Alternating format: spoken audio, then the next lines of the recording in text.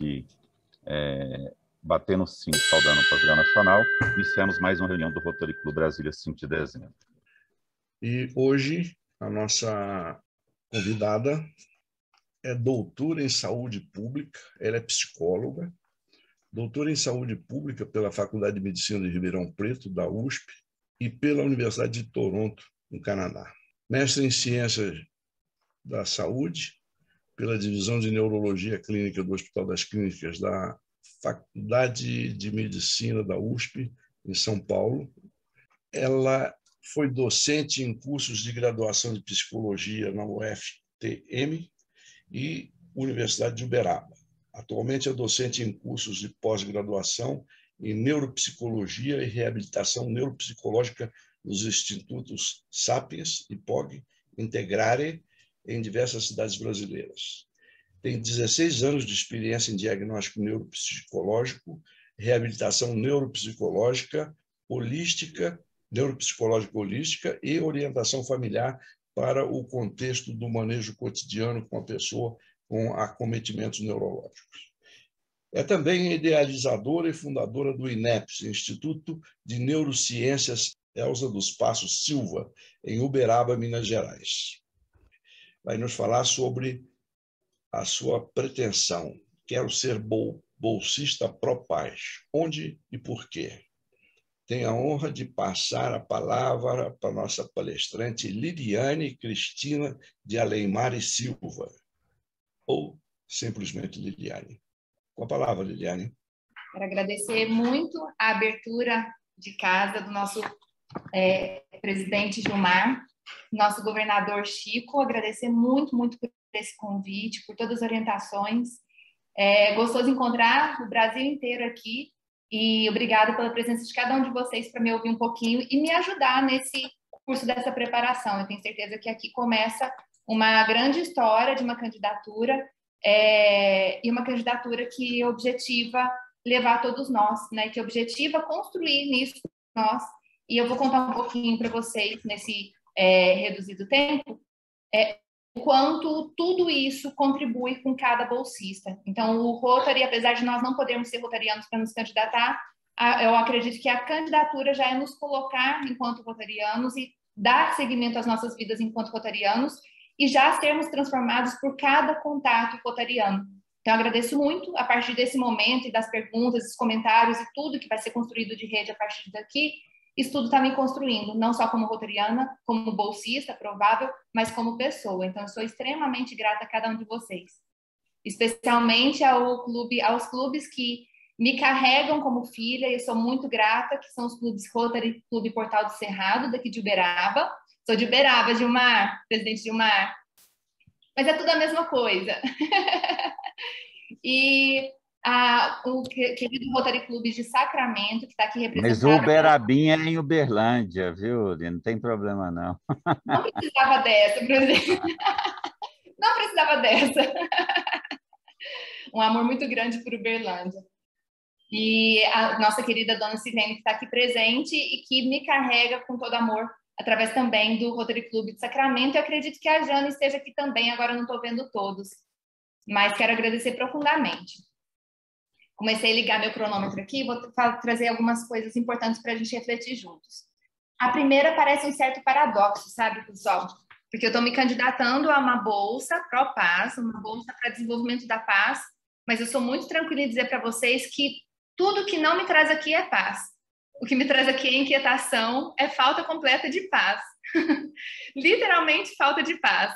Parece bem paradoxal isso, né? Mas eu acredito que a partir do momento que eu comecei a visualizar essa possibilidade, isso se tornou uma densa e muito intensa propulsão para uma produção diferente, criativa, inovadora e desafiadora, muito desafiadora. Eu venho aqui no lugar de fala de uma realidade que hoje tem muito pouca voz e eu acredito que vocês vão concordar pelo que a gente está vivendo da pandemia, né? Que é a ciência. A ciência tem tido cada vez menos voz. E das pessoas que atuam na assistência da precariedade, que também tem tido cada vez menos voz. Então, é nesse lugar que eu me ocupo hoje, e daquelas pessoas que, de certa forma, tiveram acessos e que defendem, né, as estratégias baseadas em evidências que hoje eu venho falar e venho propor a minha candidatura. Hoje, infelizmente, nós vivemos uma realidade de retirada de voz das pessoas que trabalham para dar voz para as pessoas que não têm acesso. E aí, hoje eu falo que muito mais relacionada à área que eu tenho afinidade, que é a saúde e a prática da minha vida toda, mas eu reconheço que eu e os meus colegas acabamos sendo induzidos a ficar pacificados e desmotivados nessa falta de voz e na contínua e temporalmente limitada prática da assistência. A gente tem se restringido cada vez mais, temos sido cada vez mais capacitados, qualificados e ficamos cada vez mais restritos à assistência, a ficar enxugando o gelo das situações e não trazendo soluções definitivas. E isso é uma grande preocupação minha. Vou trazer para vocês exemplos para vocês. No ano passado, eu me candidatei ao ProPass. O caro Chico me acompanhou, a Vivian, com muito amor, me acompanhou, colegas, companheiros aqui dos clubes de Uberaba e Sacramento também me acompanharam. Eu vivi um momento muito especial da minha história naquele momento, porque eu estava me questionando em que mais que eu poderia ser útil no meio da situação catastrófica da pandemia. Eu, como profissional da saúde, já estava ocupando posição, já estava assistindo muitas famílias, já estava lidando com as sequelas, orientando uma série de situações, mas queria ocupar um espaço que fosse resolutivo. E através desse desconforto, eu criei algumas ações bastante inovadoras, né, na minha história e que me ensinaram muito, fizeram caminhar no ano passado. Era como se ali, naquele momento, antes de passar pela entrevista, antes de passar por todo o processo seletivo, eu já começasse a viver a realidade de bolsista ProPass, viver esse mestrado. Através dessas situações que eu vivi o ano passado, e eu vou dar exemplos, eu fui percebendo a retirada completa de paz. Por mais que eu tentasse fazer, retirada completa de paz. Por quê? Porque eu fui ver que sim, eu sempre trabalhei muito. E eu achava que trabalhava muito e fazia muito. Mas esse trabalho excessivo me sobrecarregava na assistência de sintomas e não de causas. Ele ainda me sobrecarrega na assistência de sintomas e não de causas. De forma muito pouco orientada para o definitivo. E isso me colocou em sofrimento comigo mesma. Por que antes eu não consegui pensar e construir algo definitivo? E naquele momento, o Chico estava falando mais cedo para uma colega, na hora que entrei, para uma companheira, que não sabe exatamente em que pontos da seleção que a gente falha para não ser eleito, né? Não ser selecionado. Eu sei falar um ponto da minha seleção do ano passado que foi muito falha. Eu fiz uma apresentação, uma candidatura acadêmica, e eu propus projetos e soluções que também enxugariam gelo, não traziam soluções definitivas. Eram propostas de cuidar de uma população vulnerável, sim, do nosso país, com a Covid-19, uma população vulnerável que não seria, de forma alguma, um projeto para soluções definitivas ou de políticas públicas. Então, se de um lado veio o sofrimento, veio a falta de paz, por outro, ampliou o meu horizonte. Me fez perceber, para além da minha realidade, buscar outras de uma forma aprofundada, diferentes das que eu tinha vivido também no Canadá. E eu enxerguei claramente que aquilo que me fazia sofrer aqui, nessa cidade pequena de Uberaba, desconhecida para a maior parte das pessoas, dos países, me fez ver que as dores que eu senti aqui não são só daqui, não são só do Brasil.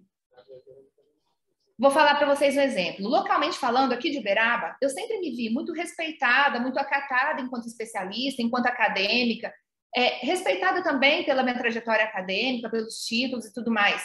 Mas quando veio a pandemia, gente, e desejando um enfrentamento baseado em evidências, eu consegui levantar muito rapidamente um grupo de profissionais da saúde para ser ouvido, de 1.930 profissionais que assinam ainda o movimento, e nenhum desses se sente ouvido.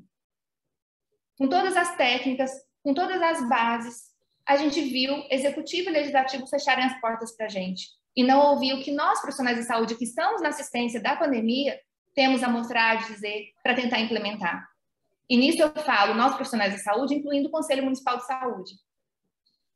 Ampliando um pouco mais esse olhar, fui lidar diretamente com uma realidade bastante sofrida da África, através do programa Fraternidade Sem Fronteiras. Estive em contato direto com a galera do Congo e do Malawi, e iria para lá em julho, mas por causa da pandemia o processo foi cancelado, e das milícias locais também, principalmente em função aí dos conflitos na Etiópia, que ainda são bastante graves hoje. Eu pude estar com eles em reuniões, participar de eventos e calçar sapatos, não só daquela comunidade, de algum modo, mas principalmente dos voluntários que lá moram, em várias regiões do mundo. E fui ver que o desapontamento maior deles, o maior sofrimento e medo deles hoje, naquele momento, eles tinham 248 casos detectados por dia. E isso era muito. Imagina o que a gente está vivendo aqui agora, né? Mas o maior susto e medo deles não era a pandemia, nem a falta de vacinas, que a gente relata aqui que na África não tem. Eram os ataques das milícias, que reagiam aos sistemas de profissionalização, aos projetos de profissionalização para a comunidade que eles estão desenvolvendo. O que isso quer dizer? Que eles relutam a tirar as mulheres que estão se prostituindo na rua para sobreviver, a tirar as crianças que estão na rua e que já têm condição de produzir para auxiliar as famílias a se reerguerem, porque tem ali 5, 6 irmãos e os pais morreram nos conflitos. São os órfãos do Congo. Então, o que eu estou querendo dizer para vocês? E, uma coisa que eu esqueci de citar, eles suspeitam muito fortemente que o governo local esteja vinculado às milícias para que o projeto não dê continuidade. Então, novamente, estamos falando de executivo e legislativo virando as costas para o terceiro setor. E é nesse sentido que me questiono, e aí vem essa falta de paz. O terceiro setor vem para dar apoio, dar suporte, e é interpretado como concorrente dessas esferas. E assim, a comunidade que tem acesso à informação, que tem acesso à técnica e que está disponível a desenvolver assistência, fica empacada. E aí eu tenho certeza que vocês também se identificam com isso. Quantos projetos nossos não param pela resistência na gestão? Então, gente, se por um lado eu reconheço a importância de toda essa base que eu desenvolvi, minha vida dedicada à formação acadêmica, assistência em saúde, por outro lado, me caiu a ficha. De que adiantam os meus títulos, meu conhecimento técnico, carisma, a união de grupo? Porque a gente fala, olha, sozinho a gente não consegue mesmo. Mas, poxa, 1.930 profissionais numa cidade de 400 mil habitantes, falando a mesma coisa, será que não daria para ser ouvido? Mas de que adianta tudo isso se a gente continuar focado em sintomas? E aí, nesse sentido, que veio um clique. Já antes de sair o resultado, a minha candidatura teria que ser baseada em me retirar da área fim, da assistência às mazelas, às penúrias, à escassez, e dessa retirada, alguém representar esse contato real com a comunidade na governança. Então, meu projeto não pode ser um projeto de assistência, meu projeto precisa ser um projeto de governança. Nesse sentido, que eu me interessei muito pela oportunidade de estar na Sanford School de Políticas Públicas, que está lá na Duke University, em Carolina do Norte. Mais especialmente em realizar um mestrado em um dos 7 programas, que é no mestrado em Política de Desenvolvimento Internacional, mais especificamente no curso de Gestão de Desenvolvimento e Governança. E eu vou contar um pouquinho para vocês. Ele trata de algo completamente novo na minha vida. É uma tremenda saída da minha zona de conforto. É sair da psicologia da saúde pública, da neuropsicologia, da reabilitação, da orientação de famílias, da orientação de comunidades para a inclusão, para estudar economia. E aí, nesse sentido, eu que sou completamente leiga, fazer reflexões sobre governança, crescimento econômico e redução de pobreza e como que eles se relacionam. Por agora, eu já entendo, teoricamente, fiz o curso do IEP recentemente, enviado pelo Grande Baião, daqui do Portal do Cerrado, para mim, como uma grande oportunidade. Eu já entendo, teoricamente, que os relatórios deles trazem para a gente, tanto sobre a Covid, quanto sobre as ameaças ecológicas, terrorismo global, índices de paz. Eu compreendo esses níveis de corrupção dos países sendo não como só limitadores dos nossos projetos, mas como mantenedores das mazelas, da escassez. Então, eu preciso ir para lá, para aquela cadeira agora, para me dedicar a conhecer com os maiores experts o que é governança, o que significa boa governança, como que ela é medida, ter medidas de resultados, qual que é a relação entre governança, crescimento e redução de pobreza, e será que a boa governança significa necessariamente governança democrática? Esses que eu trouxe para vocês agora são nomes de algumas disciplinas iniciais do currículo, que eu vou pleitear na minha candidatura. E depois delas, o curso avança para a agenda da boa governança, incluindo a reforma do setor público, a corrupção e a descentralização. E aí esse curso ele se fecha com um olhar sobre as influências globais na governança dos países em desenvolvimento. incluindo o papel contestado da ajuda aos dilemas colocados pelos estados frágeis. E aí, nesse momento, como aluna, eu preciso escolher um país em desenvolvimento para produzir um plano de ação de governança até o final do curso. Então, é isso que eu quero fazer nessa nova candidatura. Construir um plano de ação de governança, de política pública, de solução das causas. Se a gente pensar bem, nós temos 8 pilares que a gente conhece para a paz positiva, né? São pilares que a gente vê que se a gente transformar em uma roda que gira esses 8, o país se desenvolve, as pessoas se desenvolvem. Se a gente pensar desses 8, né, para a gente alcançar realmente o que a gente diz paz e felicidade, não pessoal, mas comunitária, 3 deles se relacionam diretamente ao governo, que é hoje eleito pela gente. Eles são bom funcionamento governamental, baixo nível de corrupção e fluxo livre e claro de informações. Para vocês terem uma ideia, aqui em Uberaba a gente não tem acesso a quantas vacinas chega de cada indústria e quantas são aplicadas. Por quê? Por que a comunidade não pode ter acesso para saber se o processo está sendo justo, adequado ou não? Os demais 5 tratam de forma como essa política de representante se comunica com os outros estados, investidores, países vizinhos, órgãos internacionais, entre outros. Então, pessoal, eu não vejo outro caminho para o nosso país, para diversos países, que não a promoção da paz positiva através da clara e melhor comunicação com quem sai das áreas fim. Com quem tem técnica, com quem estudou, tem academicismo, mas que sai desse lugar para não atuar mais só sobre sintomas, mas sobre as causas. A construção dessa comunicação, o gap, a distância é muito grande entre os nossos governadores, os nossos gestores e a sociedade. E a gente tem legislação para conselhos municipais de saúde, assistência social, segurança, conselhos estaduais, conselhos federais, mas eles também são habitualmente colocados pela representação partidária. E a comunicação continua distante. Nesse sentido, pessoal, isso tudo só é possível se de fato alguém sair daqui, e quando eu falo alguém, eu não estou falando que eu estou inventando a roda, já tem muitos lá lutando para isso, mas a gente precisa fortalecer esse grupo, né? Sair daqui e ir para lá. Na Duke University, nesse grupo da Stanford School, eles já receberam mais de 100 países que estão juntos já desenvolvendo esse trabalho pelo mundo. Então, eu não estou inventando a roda, não estou falando nada muito novo para vocês. É só um desejo de fortalecer esse grupo, né? E assim a gente conseguir uma atuação internacional sustentável. Então, eu espero, pessoal, muito que através do Propaz, desses estudos, desses projetos e do plano de ação de governança que eu desejo fazer, realizar com os meus colegas e professores, supervisores e com vocês aqui, contribuir internacionalmente para dar voz para essas realidades que não são ouvidas, mesmo que se dediquem a vida inteira estudando, não são ouvidas. Representar de alguma forma aqueles que sempre assistiram às mazelas e diversas formas de escassez, construindo pontes de melhor comunicação com a governança internacional, reduzindo essa distância entre governo e ciência, entre governo e aqueles que de fato estão juntos da realidade do povo, entre governo e desejos das necessidades reais da população. Eu creio que dessa forma, né, que com políticas públicas de verdade, não só enxugando o gelo, sejam construídos um modo embasado, bem planejado, bem gerenciado e duradouro de política pública, de fato. Eu quero trabalhar em projetos que tenham esse impacto de prevenção e não de esperar o prejuízo para o início da ação. E assim eu espero que esse impacto não dure só 5 anos, ou só essa gestão, ou só a reeleição, né? Mas dure aí pelo menos os próximos 50 anos e determine as próximas gerações.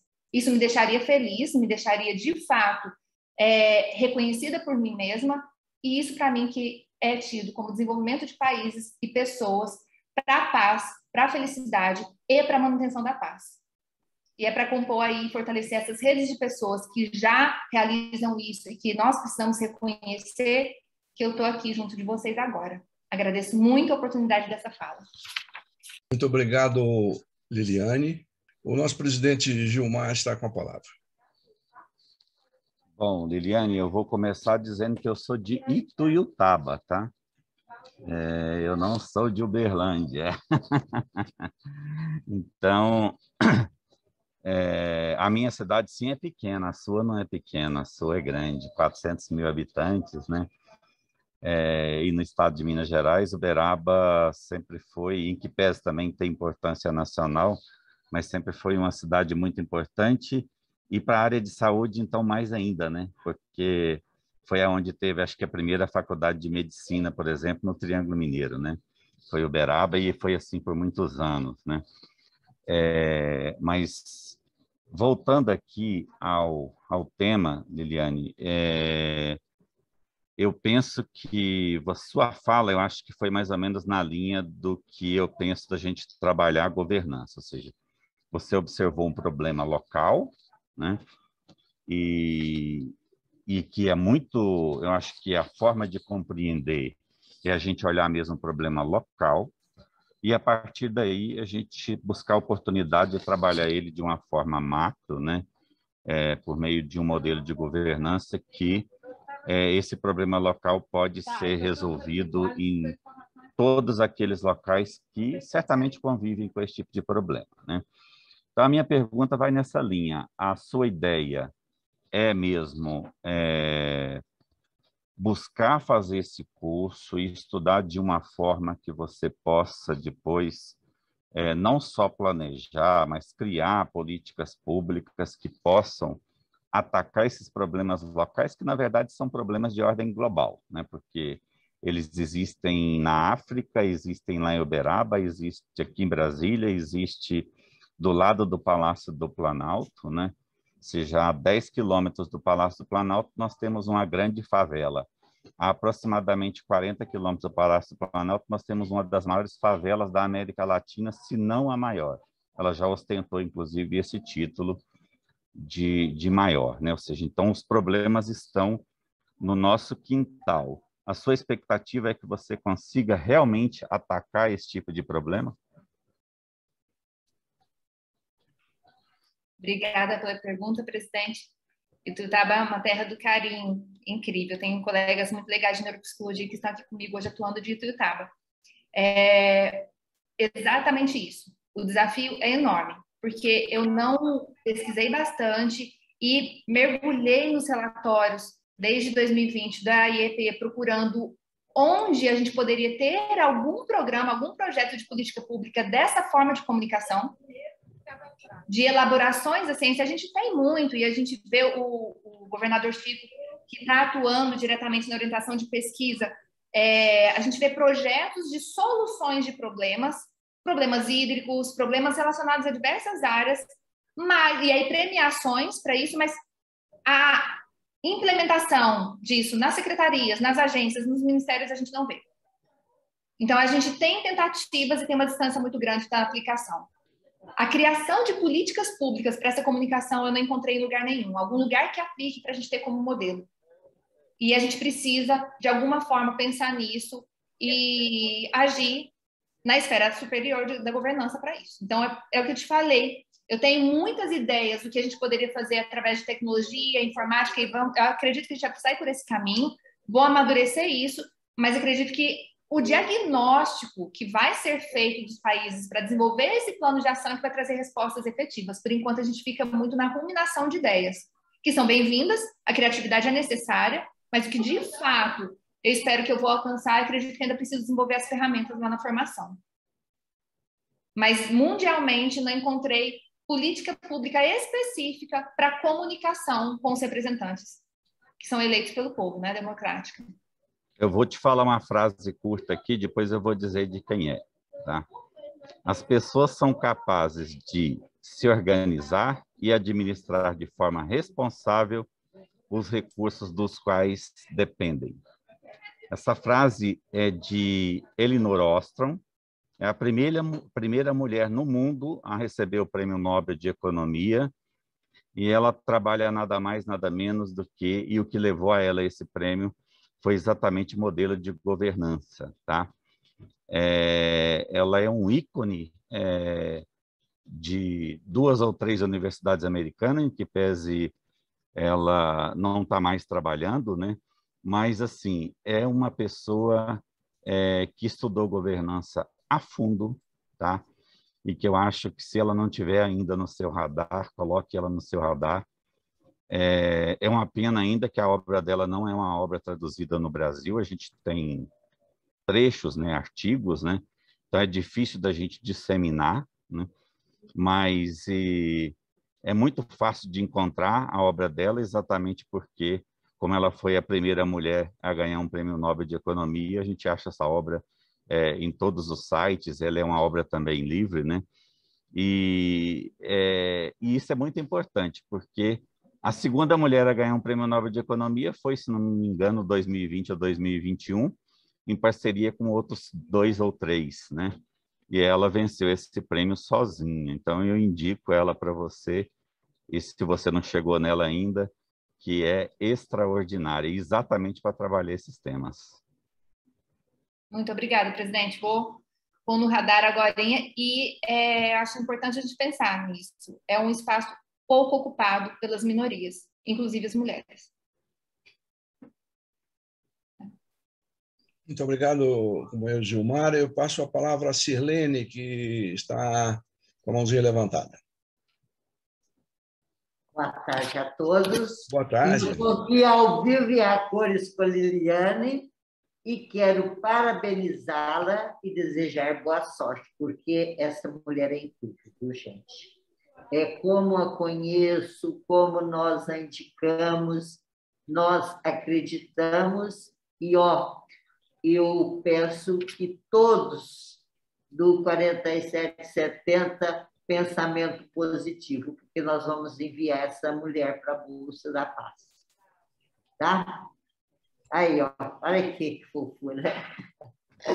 Um beijão para todos, tá? Tchau. A senhora também. Muito obrigado pela sua participação. Passo a palavra, então, ao nosso governador. Tudo bom, Mota? Ótimo. Eu não poderia deixar de entrar nesse momento com a Liliane, porque ouvindo o Gilmar comentando sobre a terra dela, sobre a região lá de Minas, e eu me confesso, Liliane, que sou um mineiro de Guapé, no sul de Minas, e não sei se você já ouviu falar ou não, não sei se o Gilmar também já ouviu falar ou não, mas é uma cidadezinha pequena e ela foi praticamente quase que consumida pelas furnas elétricas de Furnas, naquela época daquela situação tremenda que aconteceu lá na nossa região. Guapé não precisa desse teu trabalho, dessa tua intenção aí e tudo mais, porque é uma cidade pequena e as portas das casas ficam sempre abertas, sempre com o pão de queijo, o cafezinho, aguardando quem nela entrar. Então, isso é para você ver que temos ainda lugares dessa forma, desse jeito no nosso país. Mas, Liliane, por que eu estou entusiasmado com você? Por que eu estou entusiasmado com esse movimento do 5 de dezembro em trazer os candidatos pró-paz para falarem? Isso é coisa de gênio. E coisa de gênio só acontece no 5 de dezembro. Eu estou maravilhado. Pode ter certeza, Liliane, você é merecedora. Se Deus quiser, você vai estar atingindo esse objetivo e vai nos engrandecer muito. E eu fico imaginando na sua volta desse curso fantástico que você vai participar, caso você passe, e a gente está na torcida e rezando muito. Reza de mineiro é muito forte, pode confiar. Um prazer muito grande estar com todos vocês e principalmente com você, Liliane. Obrigado. Pergunta: o que você vai fazer na volta para se tornar efetivamente produtiva? O que não? Como você vai fazer na volta para se tornar efetivamente produtiva dentro desse cenário que você elencou? Muito obrigada, governador Chico, pela pergunta. Não sei se volto fisicamente, mas em atuação com certeza sim. O objetivo é prolongar esse trabalho em governança através dos órgãos internacionais. Então, trazer a aplicação dos órgãos internacionais para a nossa realidade local, com certeza nós precisamos, e o foco são os países em desenvolvimento. Mas a pretensão é que não seja só o Brasil, é que sejam os países em desenvolvimento. Nesse sentido, inclusive, quando estava estudando e elaborando a escrita para a próxima candidatura, eu estava pensando, se eu estivesse lá hoje e o meu supervisor me perguntasse qual país em desenvolvimento que eu gostaria de desenvolver o plano de governança, eu acredito que eu não escolheria o Brasil. Não é por ser ingrata, não é por querer vir, é porque nós temos mazelas que precisam ser cuidadas, mas não somos, nos relatórios, um país que está em maior nível de precariedade de paz. E desenvolvendo outras áreas de saber em relação a esses países, eu poderia, inclusive, futuramente intervir mais sobre a realidade brasileira. Então, o objetivo seria trazer à prática a atuação através dos órgãos internacionais para conseguir esse objetivo que o senhor perguntou, né, de conseguir real comunicação das classes comunitárias e da assistência com a gestão. Liliane, esse processo todo é um processo de buscar a paz e transformar, né? Transformação. Então, minha pergunta para você é: o que até agora você já sentiu desse efeito de transformação em você, no seu processo, e, né, de que forma isso está tocando a tua vida? A maior transformação, Valéria, e complementa a pergunta do governador Chico, é isso que a gente está vivendo agora. Poder conversar com pessoas que têm o mesmo nível de preocupação e de falta de paz que eu. E vivam a inquietação, a falta de paz e o desejo de melhorar. Nesse sentido, a gente já começa a se fortalecer, e como eu falei, foi assim que no ano passado, saindo fortalecida da candidatura, que eu consegui liderar um grupo de profissionais da saúde para começar um processo aqui em Uberaba. Então, entender que é através da rede de contato, que a gente não está inventando a roda, que não fazemos nada sozinho, que não somos os grandes teóricos, entendendo que essa rede de mãos dadas que a gente consegue essa transformação. Isso a gente está fazendo isso aqui agora, foi isso que foi feito ano passado, e eu estar num órgão máximo sozinha não vai fazer nada também, se eu não tenho essa rede muito bem conectada. Se eu não tenho como ter uma fonte ali de 100 países conectados desenvolvendo esse trabalho, nada é feito. Então, essa transformação tem sido enorme em mim, de muito mais retirada de paz do que de trazer paz, né? A produção ainda vem, mas é uma mudança gigante. E nisso eu tenho até um exemplo legal para trazer. A gente tem aqui os companheiros Núbia e Baião, que acompanham muitos processos internacionais. Assim que a Fraternidade Sem Fronteiras falou, Liliane, você não vai poder mais vir para o Malawi e ficar com a gente, eu fui falar com eles. Vocês têm alguém mais na África para onde eu possa ir? Vocês têm mais alguém, ou na Índia, algum lugar que eu possa ser útil? E aí eu me vinculei à equipe deles que estava aqui naquela altura no Panamá, que estava precisando muito de assistência, mas de verdade, sem a gente dar as mãos, enxergar outras realidades, a gente não consegue avançar. E através do Rotary a gente tem pessoas que possam nos levar. A gente tem experiências que possam nos levar e, inclusive, garantir proteção, segurança. Então, olha só o que o pessoal de lá me falou. Liliane, você poderia vir, mas a gente não tem como garantir segurança e assim a gente não quer que você venha. Isso é questão de parceria, de companheirismo. Essa é a grande diferença que já tem feito em mim desde a candidatura do ano passado.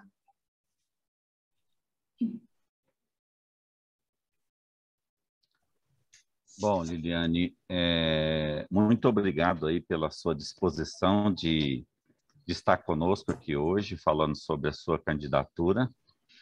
Eu gostaria muito de agradecer, então, a sua fala aqui hoje, em nome da UPS, né, que é uma instituição de ensino que hospeda o nosso clube, em nome do nosso Rotary Clube Brasília 5 de dezembro. E eu desejo muito sucesso a você. Tá? Muito obrigado. Bem, pessoal, convido a todos para que, batendo o sino e saudando o pavilhão nacional, nós encerramos mais uma reunião do Rotary Clube Brasília 5 de dezembro, e a partir desse momento eu declaro a palavra livre.